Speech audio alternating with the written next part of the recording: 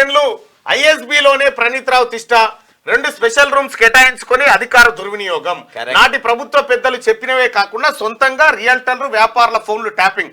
ప్రభుత్వం మారడంతో హార్డ్ డిస్కులు ఆధారాలు ధ్వంసం. పోలీసుల రిమాండ్ రిపోర్ట్ లో కీలక విషయాలు వెల్లడి.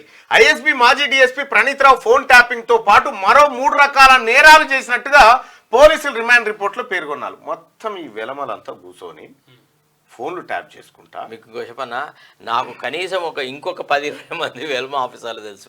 విన్నావా? ఎట్లాంటి లుచ్చా పనులు చేసిన రాధాకిషన్ రావు అంటే ఉంటాడు. వాడంత దుర్మార్గుడు ఇంకోడు లేడు. వినరా? వాడంత పాపాత్ముడు ఇంకోడు లేడు. ఆ ప్రభాకర్ రావు అనేవాడు. నువ్వు ఒట్టిగానే మళ్ళా నేను జస్ట్ ఒక మాటల సందర్భంలో మనం అడ్వకేట్లు అన్నప్పుడు ఎట్లుంటుందంటే అసోసియేషన్ హాల్లో కూర్చుంటాము, మనతో పాటు పనిచేసే గవర్నమెంట్ బిడ్డలతో కూర్చుంటాము, మన పైనాళ్లతో మన అభిప్రాయాలు పంచుకుంటుంటాం. ఎప్పుడైతే ఈ కాంగ్రెస్ ఎమ్మెల్యేలని కేసీఆర్ కొన్నాడో, నేను అపాయింట్ అయిన అంటే రెండోసారి నేను ఏం చేసిన అంటే నాకు కూడా కొద్దిగా నోటి దురద ఉన్నది. మళ్ళా ఏ మాట కామాట నేను పత్రికా ముఖంగానే ఒప్పుకున్నా. నేను అన్నాను, అరే అమ్మ, మనకు సంపూర్ణమైన మెజారిటీ ఉండగా ఆ పార్టీ ఎమ్మెల్యేలను కొనుక్కొని మనం ఏ సాధిస్తాము, వాళ్ళు ఏ రకంగా మనకు ఉపయోగపడతారు అని నేను అన్నా. నేను అన్న మరుక్షణం వలన అది ఎట్లా వైల్డ్ ఫైర్ లాగా స్ప్రెడ్ అయింది. అరే వీడు కొద్దిగా మన అభిప్రాయాలను పూర్తిగా గుడ్డిగా యాక్సెప్ట్ చేసే వ్యక్తి కాదు అని ఇక అనుమానం మొదలెట్టాను మళ్ళా.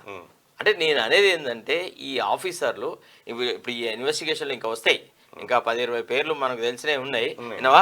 కోట్లు సంపాదించిన దశ ఒక్కొక్క ఆఫీసరు, ఒక ఎస్ఐ క్యాడర్ ఆఫీసరు, ఒక సిఐ క్యాడర్ ఆఫీసరు, ఒక డిఎస్పీ క్యాడర్ ఆఫీసర్. తెలిసిన వాళ్ళు, నాకు తెలిసిన వాళ్ళు చాలా మంది ఉన్నారు. అయితే వాళ్ళు నా దగ్గర కూడా వచ్చి అడ్వైజులు తీసుకునేవాళ్ళు, నాతో మాట్లాడేవాళ్ళు, వాళ్ళు చేస్తున్న అరాచకాల గురించి వేరే వాళ్ళు చెప్పేవాళ్ళు. అవుట్ ఆఫ్ టర్న్ లోపల వీళ్ళకు ప్రమోషన్లు ఇచ్చిన సందర్భాల మీద కూడా చాలా వివాదాలు వచ్చినాయి. తప్పకుండా ఆ ఇన్వెస్టిగేషన్లో వాళ్ళ పేర్లు వచ్చే వరకు మనం మాట్లాడదు. వచ్చినప్పుడు ఎవడేం చేసినాడో అన్ని కరెక్ట్గా చెప్దాం.